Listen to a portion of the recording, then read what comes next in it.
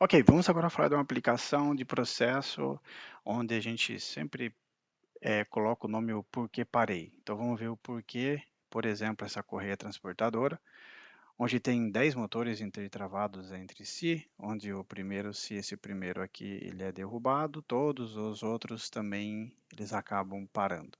Tá? Nós vamos fazer uma simulação, sempre lembrando aqui em cima que nós temos as trends estão coletando a 250 milissegundos, nós temos os alarmes, os eventos que estão associados, então fica muito fácil para o operador ou para a supervisão qualquer verificar o que está acontecendo. Tá? Aqui à esquerda nós temos aqui o último evento que aconteceu para cada um dos motores, é só um visual para realmente demonstração.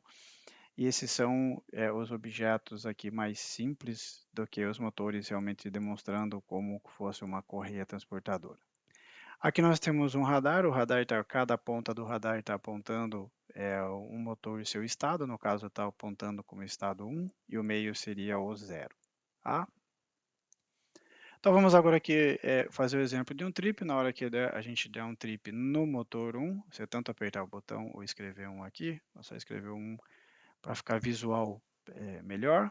Quando a gente colocar um, vai entrar em trip, o alarme aconteceu, né? Toca a buzina de alarme, nós deixamos para que a auto só reconheça o botão de warn, tá?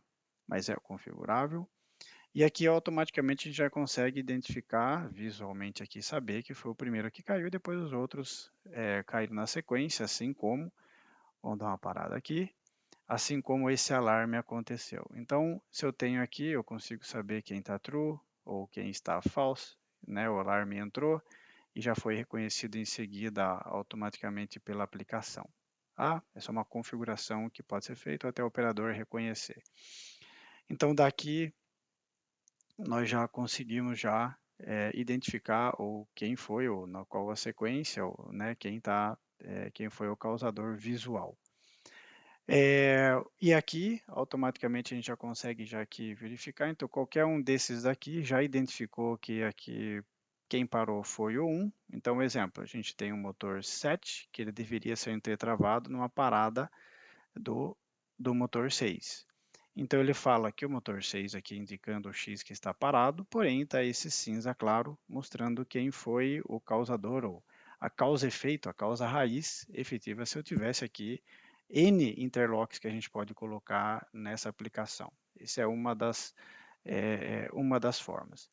Só que nisso daqui, né, todos esses alarmes aconteceram. Então o operador fica com várias cores, ou um piscando e o outro com severidades distintas. Então a ideia aqui é mostrar uma outra funcionalidade que é essa supressão de alarme. Então uma vez que eu clico aqui, eu clico nele, ele supre todos os alarmes que estão aqui. Vamos só reconhecer o alarme só para o warn, o botão, né, sair daquela condição de sonoro.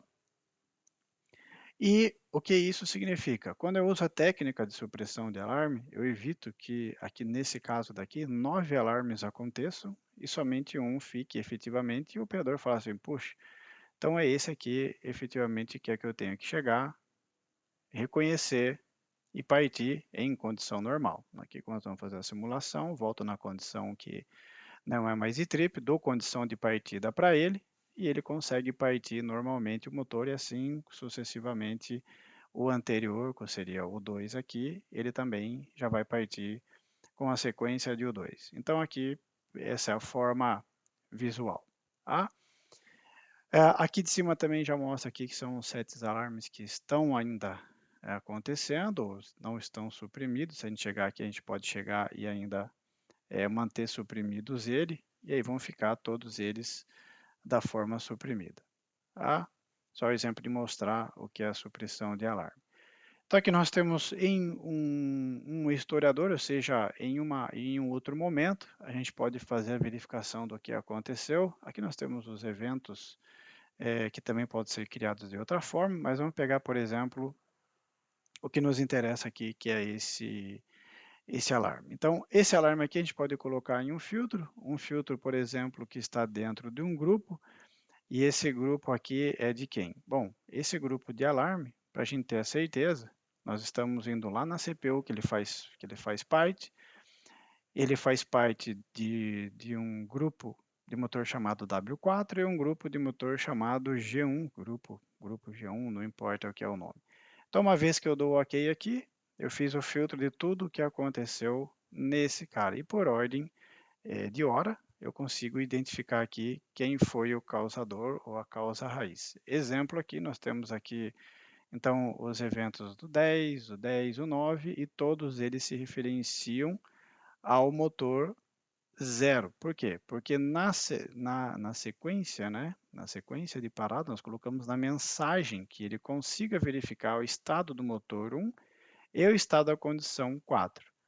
Então, como a causa raiz ele é o valor 0, o valor 0 automaticamente já identificou que o valor 0 é o motor 1 que parou nesse instante. Então, aqui ele já é a identificação e a causa raiz efetiva desse alarme que aconteceu, qual foi o motivo da parada dessa aplicação. Assim como dentro da CPU, como que nós identificamos isso? Né? Você tem aqui o motor 10, a gente pode chegar aqui, a gente pode entrar online, nós estamos dentro do motor, aqui nós vamos dentro do bloco do interlock, e esse interlock ele tem um carinha que é chamado aqui first out, ou seja, o evento que aconteceu coloca essa condição, quem foi o primeiro ou o causador, ou quais dos interlocks que entraram. Então essa é uma funcionalidade muito usual e muito bem-vinda efetivamente quando nós temos esse tipo de aplicação. Tá? Uma outra forma ou né, visual também, que a gente pode, isso é a funcionalidade também da versão 14 do Factor Talk View, nós temos o System Status Portal.